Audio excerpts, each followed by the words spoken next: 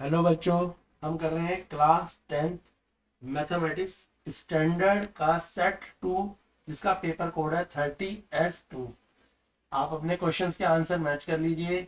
यहाँ पे अभी आपको फटाफट क्वेश्चनों का आंसर डिस्कस करे जाएंगे। बाकी डिटेल्ड वीडियो के लिए आप चैनल पे जाएं, आपको ABCDE सारे सेक्शन की कंप्लीट वीडियो मिलेगी। How to solve and find out the correct answer of these question. चलो लेट्स स्टार्ट स्टैंडर्ड सेट 2 के क्वेश्चंस करते हैं। फर्स्ट क्वेश्चन है आपका if k plus 7 2k minus 2 और 2k plus 6 are three consecutive term of AP then value of k। आपको पता है कंसेक्यूटिव टर्म क्या होती है, जो एक के बाद होती है, जैसे 4 5 6 8 9 10। और अगर हम उन्हें वेरिएबल के साथ जोड़ेंगे तो होंगी consecutive term x x plus 1 x plus 2। ऐसे यहाँ पे कंसेक्यूटिव टर्म है k प्लस 1 2k माइनस 2 और 2k प्लस 3। और आपको क्या निकालनी है, k की वैल्यू निकालनी है। देखो बेटा क्वेश्चन कैसे होगा ये। तो ये हमारे को टर्म टर्म दे रखे k प्लस 7 2k माइनस 2 और 2k प्लस 6 दे रखे। तो ये टर्म क्या है, a1 a2 और a3 है। तो हम पहले d निकालेंगे। d कैसे निकालते हैं, a2 माइनस a1 और a3 माइनस a2। तो जब a2 में से a1 को माइनस करेंगे तो यानी 2 के माइनस 2 से माइनस करेंगे k प्लस 7 को, तो आ गया 2 के माइनस 2 माइनस k और माइनस 7। ये प्लस क्या हो जाएगा, माइनस हो जाएगा। जब ब्रैकेट के बाहर माइनस का नंबर होता है तो अंदर के साइन चेंज हो जाते हैं, पॉजिटिव नंबर नेगेटिव हो जाते हैं। तो आपने 2 के से k को माइनस करा तो k बचेगा और माइनस 2 और माइनस 7 हो जाएगा माइनस 9। तो आपका इधर आ गया k माइनस 9। दूसरी तरफ a3 माइनस a2 करेंगे तो 2k plus 6 minus 2k minus 2, बाहर नेगेटिव अंदर के साइन चेंज हो जाएंगे। प्लस का 2k तो माइनस हो जाएगा और माइनस का 2 प्लस हो जाएगा। तो 2k प्लस का 2k माइनस का कट गए तो सिर्फ नंबर बचे 6 प्लस 2। तो इधर आ गया 6 प्लस 8। तो आपका आया k माइनस 9 इक्वल टू 8। अब माइनस का नेगेटिव उधर जाके क्या हो जाएगा, पॉजिटिव। तो k की वैल्यू क्या हो जाएगी, 8 प्लस 9 यानी 17। और जो ऑप्शन क्वेश्चन नंबर फर्स्ट है उसका ऑप्शन देख लो, 17 कौन सा ऑप्शन है। तो 17 ऑप्शन है ऑप्शन बी। तो इसका आंसर क्या हो जाएगा, क्वेश्चन 1 का आंसर हो जाएगा ऑप्शन बी। क्लियर है बेटा। नेक्स्ट क्वेश्चन देखेंगे। क्वेश्चन 2 बोला है the point of x axis which is equal distance from the 5 minus from the point 5 minus 3 and 4 minus 2। तो सबसे पहले आपको पता होना चाहिए एक्स एक्सिस पे क्या होता है। एक्स एक्सिस पे एक्स एक्स होता है और वाई 0 होता है। और दोनों क्या है, इक्वल डिस्टेंस है पॉइंटों पे ए और बी। दो पॉइंटों से ये क्या है, इक्वल डिस्टेंस पे। देखो बेटा क्वेश्चन कैसे होगा। तो हमारे को पता है पॉइंट पी किस पे एक्स एक्सिस पे, तो एक्स एक्स होगा वाई 0। तो पी से एक पॉइंट है क्यू जिसके कोऑर्डिनेट दे रखे हैं 5 माइनस 3 और पी से दूसरा पॉइंट है आर। तो यानी ये देखो पी से क्यू भी इक्वल है और आर भी, यानी पी क्यू ये दोनों आपस में इक्वल है। पी से इसका इक्वल डिस्टेंस है क्यू पे और आर का भी इक्वल डिस्टेंस है। और आर का कोऑर्डिनेट क्या है, 4, 2 दिए हैं। तो हम क्या लगाएंगे, इक्वल डिस्टेंस फॉर्मूला लगा देंगे। हम लिख देंगे P Q equal to P R. और डिस्टेंस फॉर्मूला क्या कहता है, x2 माइनस x1 का whole square plus y2 minus y1 का whole square equal to x2 minus x1 का whole square plus y2 minus y1 का होल स्क्वायर। तो जो कोऑर्डिनेट है वो यहाँ रख देंगे। देख लो कोऑर्डिनेट क्या है। तो भाई इसको हमने x2 और y2 मान लिया। क्या मान लिया, x0 और x और 0 को क्या माना, x2 y2। ये x1 y1 ये भी x1 y1। अब बस अप्लाई कर दिया। x माइनस 5 का होल स्क्वायर प्लस 0 3 का होल स्क्वायर x माइनस 4 का होल स्क्वायर 0 3। तो x माइनस 5 का होल स्क्वायर में कौन सा आइडेंटिटी लगी, a माइनस बी का whole square. a minus B का होल स्क्वायर आइडेंटिटी होती है a square plus B square minus 2ab। यहाँ पर भी माइनस की आइडेंटिटी लगेगी a square plus B square minus 2ab। 3 का स्क्वायर क्या होता है 9 और यहाँ पे 4 का 2 का स्क्वायर क्या हो जाएगा 4। एक्स स्क्वायर से एक्स स्क्वायर को काट देंगे। क्लियर है। उसके अलावा जो चीजें हमारे से 25 में 9 को ऐड करेंगे 34 माइनस 10x और इस तरफ 16 में हम 4 का ऐड करेंगे 20 माइनस 8x। अब x वाले नंबर यानी वेरिएबल के साथ सॉल्व कर दो और नंबर वाले नंबर के साथ सॉल्व कर दो। तो 34 है प्लस का 20 इधर आके माइनस और यहाँ पे माइनस का 8x पहले रहेगा और माइनस का 10 तो जाके क्या हो जाएगा प्लस का 10x। तो ये आपने वेरिएबल के नंबर जोड़ दिए। तो 10 में से 8 गया तो 2 प्लस का और 34 में से 20 गया तो 14। तो x की वैल्यू क्या आ जाएगी 14 डिवाइड बाई 2 7। तो इसका ऑप्शन क्या आ जाएगा, जो ऑप्शन आपका आएगा 7 आ रहा है। किसका आंसर आ रहा है, तो आपका 7 आ रहा है। क्वेश्चन नंबर 2 में 7 कहाँ आ रहा है, 7 0 ऑप्शन बी होगा। क्वेश्चन नंबर 2 का आंसर क्या हो जाएगा, ऑप्शन बी। क्वेश्चन नंबर 3 देखेंगे। क्वेश्चन नंबर 3 है आपका, जो क्वेश्चन नंबर 3 है वो है आपका the value of P for which the pair of the linear equation 3x plus 5 bracket close and x plus 2y minus 7 equal to 0 and दूसरी जो इक्वेशन है वो 10x minus 2y plus 7 equal to 0 है इनडिफिनाइट many solution. तो आपको पता है infinite many solution क्या होते हैं। इनफाइनाइट मैनी सॉल्यूशन का फॉर्मूला होता है a1 a2 equal to b1 b2 equal to c1 c2। तो पहले आप a1 a2 b1 b2 c1 c2 को निकालेंगे और तीनों को क्या कर देंगे, इक्वल कर देंगे। पहले a1 a2 को सॉल्व कर देंगे B1 B2 के साथ और फिर B1 B2 को C1 C2 के साथ सॉल्व करेंगे और आपका आंसर आएगा। और सबसे पहले क्या हमने जो हमारी इक्वेशन रहती है होती है A1 A2 equal to B1 B2 equal to C1 C2, ठीक है, मैनी सॉल्यूशन में। अब हमारा होता है A1 A2 क्या है 3p प्लस 5/10, B1 B2 है 2/-2, C1 C2 है -7/7। इनको सॉल्व करेंगे, जब सॉल्व करेंगे तो आएगा हमारा 3p प्लस 5/10 और इधर आएगा -1/1। इसको क्रॉस मल्टीप्लाई करके सॉल्व करेंगे तो हमारी जो p की वैल्यू निकल के आएगी वो निकल के आएगी आपकी -5। अब -5 p की वैल्यू निकल के आएगी तो आपका ऑप्शन क्या है, ऑप्शन ए है। कौन सा क्वेश्चन का, क्वेश्चन नंबर जो थर्ड है इसका ऑप्शन आ जाएगा ऑप्शन ए -5। नेक्स्ट क्वेश्चन देखेंगे क्वेश्चन नंबर 4। तो क्वेश्चन नंबर 4 है, आपको एक फिगर दे रही है जिनका P and P B are two tangent है, ठीक है ना। और ये ध्यान रखना जो टेंजेंट होती है वो क्या होती है, इक्वल होती है, पता है ना। तो टेंजेंट हमेशा इक्वल होती है सर्कल से। और फिगर आपको दी हुई जैसे बोला सेंटर हो है, रेडियस 5 सेंटीमीटर है। अगर एंगल एपीबी 60 डिग्री दिखा तो लेंथ ऑफ पीए निकालनी है। तो देखो बेटा कैसे होगा क्वेश्चन भी, ये आपको दे रखा है तो टेंजेंट क्या है, इक्वल है। तो ये ट्रायंगल भी तो बन रहा है, एपीबी एक ट्रायंगल बन रहा है और ये 60 है। तो हमारा और ये दोनों क्या होंगे, एंगल इक्वल होंगे, क्योंकि जो टेंजेंट जब सर्कल से टच करती है तो एंगल भी क्या होते हैं, इक्वल है। तो एंगल 1 एंगल 2 के इक्वल है, तो ये दोनों भी क्या होंगे 60 60 होंगे और ये 60 है। तो ट्रायंगल कौन सा बन रहा है, इक्विलेटरल ट्रायंगल बन रहा है। ये कौन सा ट्रायंगल बन रहा है, इक्विलेटरल ट्रायंगल बन रहा है, यानी P equal to PB equal to AP है। ये बात समझ आ गई। अब हम क्या करेंगे, ये इसको, ये क्या है पी ओ क्या है, एक मीडियन है जो पी को, एंगल पी को दोस्तों में बांटेगा 30 30, तो ये हो गया 30। ये टेंजेंट जो होती है हमेशा जब सर्कल से जो टेंजेंट पे लाइन पड़ती है वो 90 डिग्री बनाती है, तो ये 30 है ये 90 है। अब आप क्या करेंगे, यहाँ पे पाइथागोरस थ्योरम निकाल लगाएंगे और क्वेश्चन को जब आप कैलकुलेट करेंगे तो आपकी जो वैल्यू निकल के आएगी वो निकल के आएगी पी इक्वल टू 5√3, यानी इसका ऑप्शन हो जाएगा ऑप्शन बी। अभी आपको आंसर डिस्कस कर रहा हूँ। अगर आपको डिटेल वीडियोस चाहिए तो आपके हमारे चैनल पे पूरी डिटेल वीडियोस सारे क्वेश्चनों की होगी और उसमें इजीली बड़े आसान तरीके से और धीरे धीरे समझाया गया है। अभी आंसर डिस्कस करने के लिए थोड़ा जल्दी से आपको आंसरों पे ले जाया जा रहा है। नेक्स्ट क्वेश्चन देखेंगे। नेक्स्ट क्वेश्चन हमारा बेटा क्वेश्चन नंबर 5। क्वेश्चन नंबर 5 में दिया है 2 point are integers m and n are express m की value p5 q2 and n है आपका pq q4 where p and q are the prime number of LCM, ठीक है। द एलसीएम निकालना है किसका, m और n का। देखो कैसे निकलेगा एलसीएम m और n का बच्चों। तो हम क्या करेंगे, यहाँ पे देख लो n क्या देगा p5 q2 यानी p की पावर 5 q की पावर 2, n क्या देगा p3 q4। तो जब हम एलसीएम निकालते हैं एलसीएम का मतलब हम क्या लेते हैं, हाईएस्ट पावर लेते हैं। इनमें जो आपको हाईएस्ट पावर दिख रही है वो कौन सी दिख रही है आपको, यहाँ पे दिख रही है p5 और q4। तो हम p5 और q4 ले लेंगे।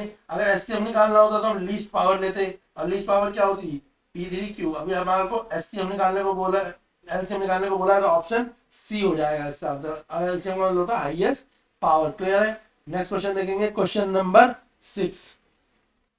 जो क्वेश्चन नंबर 6 जो है आपका, इसका ऑप्शन है ऑप्शन डी, ठीक है। इससे आपका ऑप्शन डी है, सीधे आप थ्योरम लगा के सॉल्व कर लेंगे। नेक्स्ट करते हैं क्वेश्चन नंबर 7। क्वेश्चन नंबर 7 है आपका द वैल्यू ऑफ ब्रैकेट में sin square theta plus 1/1 plus tan square theta. तो देखो कैसे निकलेगी बेटा ये वैल्यू, आप आसानी से समझ आ जाएगा क्वेश्चन। तो हमारे को दे रखा है sin square theta plus 1/1 plus tan square theta. तो यहाँ तो लिखेंगे sin square theta 1/tan square theta किसके बराबर होता है, sec स्क्वायर थीटा की। तो लिख देंगे 1/sec स्क्वायर थीटा। ये तो sin स्क्वायर थीटा सेम रहेगा। 1/sec स्क्वायर थीटा किसके बराबर होता है, cos स्क्वायर थीटा के बराबर होता है। और हमें पता है sin square theta plus cos square theta की आइडेंटिटी होती है 1। sin square theta plus cos square theta equal to 1। तो इसका आंसर हो जाएगा 1 ऑप्शन सी। क्वेश्चन नंबर 7 का आंसर हो जाएगा 1 ऑप्शन सी। क्वेश्चन नंबर 8 देखेंगे हम। क्वेश्चन नंबर 8 हमारा जो है वो है आपका, बोला है the ratio in which the line segment of joining the point A -2 -3 and B 3 सेमा 3,7 इज क्या intersected internally by the Y axis. किससे दिए हैं वाई एक्सिस। तो सबसे पहले देख लो वाई एक्सिस पे क्या होते हैं, नंबर 0 और वाई होते हैं, पता होना चाहिए। तो हमें पता है वाई एक्सिस पे क्या है 0 और वाई होता है। तो देखो क्वेश्चन कैसे होगा, हमारे को दे दिए ए और बी, इनके कोऑर्डिनेट है -2 -3, बी के कोऑर्डिनेट है 3 और 7, और जो पॉइंट पी दे रखा है वो वाई एक्सिस पे, तो वो क्या जाएगा 0 और वाई। अब हम क्या लगा देंगे सेक्शन फॉर्मूला। तो हमारे को रेशियो पता है, रेशियो क्या लगाते हैं हम सेक्शन फॉर्मूला में k रेशियो 1, क्योंकि क्वेश्चन में देखो कहीं भी क्वेश्चन में आपको रेशियो नहीं दिया हुआ है क्वेश्चन में रेशियो, क्वेश्चन में आपको रेशियो नहीं दिया हुआ है क्वेश्चन में। ठीक है, बोला है द रेशियो, आपको रेशियो निकालना है, आपको ए और बी कोऑर्डिनेट दे रखे हैं और उसके अलावा वाई एक्सिस यानी उसका जो ऑर्डिनेट दे रखा है मिड पॉइंट, क्लियर है ना। देखो तो अब आप लगा देंगे सेक्शन फॉर्मूला, एक्स के लिए लगाएंगे m1 x2 plus m2 m1 x2 plus m2 x1 upon m1 plus m2, ऐसे भी लिख सकते हैं, या m1 x2 n1 x1 upon m plus n, जैसे भी आपको सेक्शन फॉर्मूला याद हो। अब वैल्यूज कर देंगे पुट, तो जो आपका के रेशियो 1 क्या है, ये m1 m2 होते हैं या m और m कह सकते हो, तो k इंटू 3 प्लस 1 माइनस 2 और k प्लस 1, जब सॉल्व करेंगे तो k की वैल्यू आ जाएगी 2/3। ऐसे जब y पे सॉल्व करेंगे तो y पे तो पता ही दिया है इन्होंने क्वेश्चन को, तो जो k का रेशियो आएगा वो आएगा 2:3। तो ऑप्शन देख लो 2:3 में कौन सा ऑप्शन होगा इसका, 2:3 के हिसाब से जो ऑप्शन आ रहा है आपका कौन सा आ रहा है, ऑप्शन बी। क्वेश्चन नंबर 8 का आंसर क्या आ जाएगा, ऑप्शन बी। क्वेश्चन नंबर 9 है, if x equal to 5 is the solution of the quadratic equation 2x square plus k minus 1 bracket close x plus 10 equal to 0, the value of k निकालनी है। तो हमारे पास x की value 5 दे रखी है ना, तो जहां जहां पे आपको इस इक्वेशन में x दिखाई देगा वहां पे आप 5 लगाओ और क्वेश्चन को क्या करो, सॉल्व करो सिंपली, जैसे इक्वेशन को सॉल्व करते हैं तो आपका आंसर आ जाएगा। देख लो कैसे होगा क्वेश्चन। तो हमारे को पता है इक्वेशन वालों क्या दे रखी है, 2x square plus k minus 1x plus 10 equal to 0 दे रखी है।